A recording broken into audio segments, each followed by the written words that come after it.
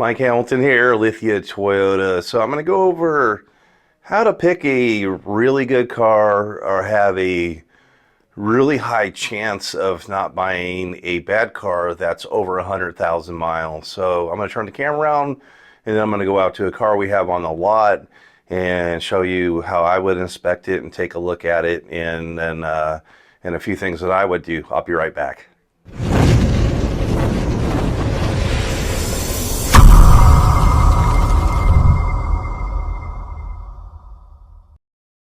So I'm on this one website here. I would say, as far as Consumer Reports would be probably one of the better resources, but I don't think you could just get that for free without paying to look at what they have to say about a particular brand, make, and model and year.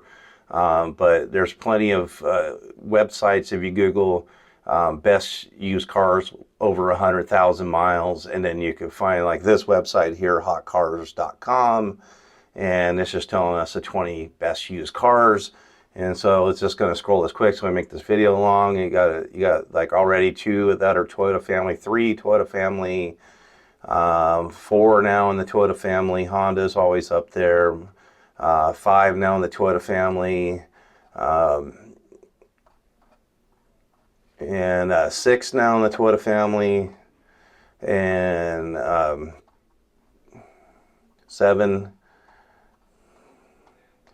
And number 1, and this is the one I'm picking here, number 1 is the Toyota Camry, and you're going to find either Toyota Camry being at the very top or at the top of any of these websites talking about the best vehicle to own that's over 100,000 miles. So if you got looking for that commuter car, or your teen driver needs a first-time car, this is probably the number 1 pick in the entire world. That, or like Corollas or Hondas, are way up there as far as longevity and reliability. Next thing I want to go to is the our website. We are currently, we have one vehicle on the lot, and that's the one I'm going to bring us out to. This is a 2007 Camry. It's got 151,766 miles on it. And then like I wouldn't buy from anyone that's a dealer unless you have a Carfax available to look at. Our website's going to show you the Carfax, also AutoCheck, which is similar to Carfax, maybe another resource for you to look at. But I go into Carfax, so look at this here. No accidents, no damage reported. So you can't ask better than that. Did have 4 previous owners, so looks like 1 and 2, 3 years and 4 months, and then 2 years and 4 months, and then the last owner now has had it for 9 years. So it's, and then you have 40 service records reported to the Carfax, which is amazing. So you're going to see that this vehicle was originally a vehicle that was bought and serviced here at our local store, and then we get continued on with services through different ownerships here, and then ownership 3, and they're still taking this in for services. Then it does go to a local place. That's a good local lube center here in town, that Cassidy's Auto Lube. But it's getting maintained and regularly serviced. This is what you want to see, and that it has no accidents. Now, that's because it has an accident doesn't mean it's a bad car. It depends on the severity of the accident. Also, how many does it have? Multiple accidents. So I wouldn't just automatically decline that, but this is a good thing to look at here. Next thing is wanting to go onto the pictures and video. I'm not going to go over this in a whole lot of detail. This is before you come in here for your test drive and inspection. So we didn't get the lot pictures up yet. So all we have is the original trade-in picture of it. So definitely coming in for an inspection would be your next step in taking a test drive. So one of the things to find out, especially if you're a private party buying, is if someone's manipulated the system here, is like by taking bulbs out or things like that, is to turn on the ignition without turning on the car. And you should see the check engine and different lights light up. And if you don't see a check engine light on with all the accessories on, and then somebody is taking out the bulb.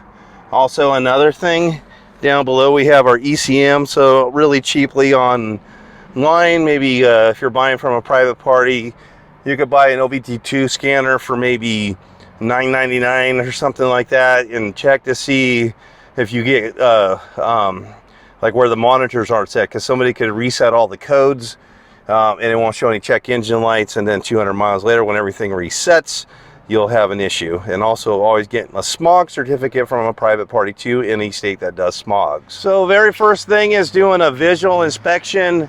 So not so much a full service branded dealership like we are here at a Toyota dealership.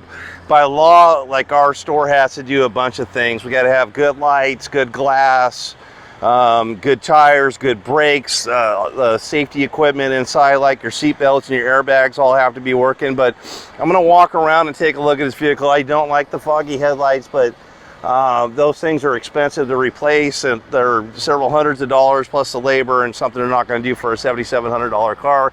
But looking over at the overall quality of the vehicle, I mean, it's a 2007 and 15-year-old model. It is in pretty good shape. We're going to find a little bit of scratches on the back, but the paint's fairly good, so we're looking at probably a vehicle that most likely in our climate is pretty harsh, that it's sat in a garage a lot of its life, if not all its life.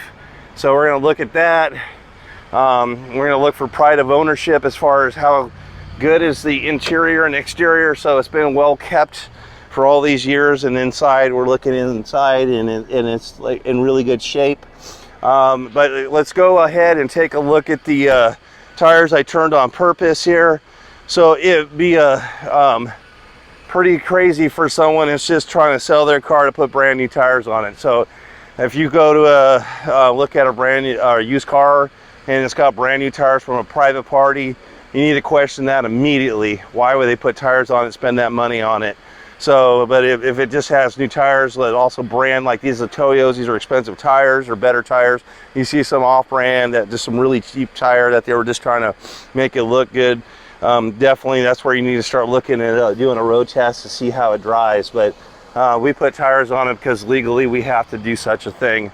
But as far as not having no accidents, and you're gonna always find something wrong with a vehicle that's used. It's not going to be 100% perfect, but again, that's the one of the bigger things is seeing how if there's uneven wear, brand new tires from a private party, why would the heck they do that? And then just looking at overall conditioning, and it looks really good. So next thing I want to do is pop the hood and take a look under the hood. I want to see I want to not only see it, I want to hear it. So I'm looking for things like oil and knocking and ticking noises, and hopefully my mic picks this up. But it sounds really good and it's purring like a champ. I'm looking around, it's all pretty clean stuff. I want to look around the gaskets and the valve cover. You see oil around here, that's just a lot of times residue. And then I'm looking on top to see if from the fan, if oil, or just driving down the road, oil's ever sprayed up on top. And this one has the sound deadening materials.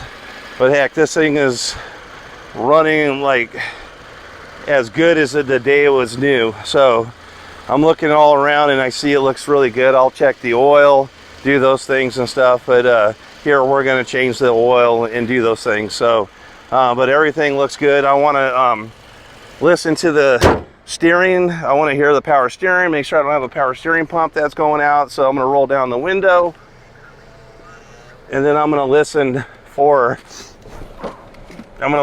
sounds, and I'm turning it clockwise all the way, and then hard counterclockwise, and I'm hearing nothing at all. So sounds perfect.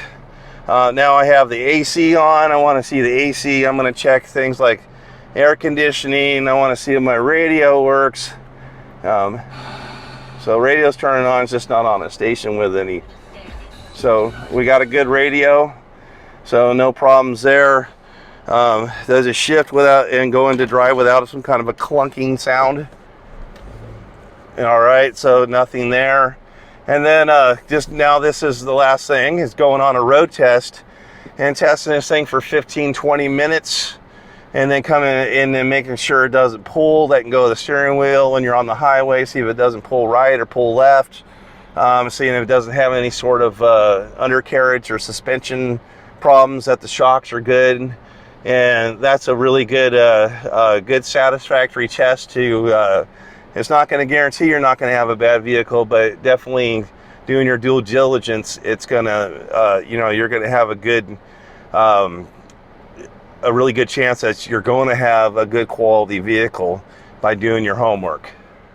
So again, Mike Hamilton is kind of recapping on this here. So getting online and first of all, like taking a look at the what certain websites are saying is the best vehicles to buy with high mileage. And I just know from being in the business that Toyota and Honda are right up there neck and neck as far as top vehicles, and they have like plenty of them in the top 20 of 100,000+ mile vehicles. And then going to, if it's a dealer, going to the dealer website, seeing if there's a Carfax that's available for you to look at, online pictures and videos before you head out to the dealership, and then doing your visual inspection. Don't expect a perfect vehicle at 15 years old and 151,000 miles.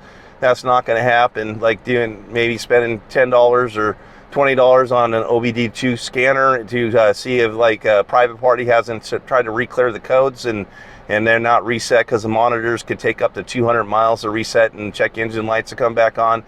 Spend a little money there, even if you have to pay for your own Carfax out of pocket, whatever that is, $19.95. Paying for a Carfax to see its history, see if it's not been in a major accident, or multiple minor accidents or moderate accidents, and that it's not lived in a part of the country where you could deal with a lot of rust and things like that. We don't have that issue here at all. Anywhere up in California, we don't salt roads, and maybe along the ocean somewhere, but that's not something you're going to see as a problem in our region. But then doing that road test 15-20 minutes, parking it on some clean part of the pavement, seeing if you get any oil leaks. I wouldn't say like an oil leak is something that would make me walk away from it, but if it's a major oil leak, definitely for sure. But anyways, those are a few tips. Hope that helps out. Reach out to me if you have any questions in the comments. See you later.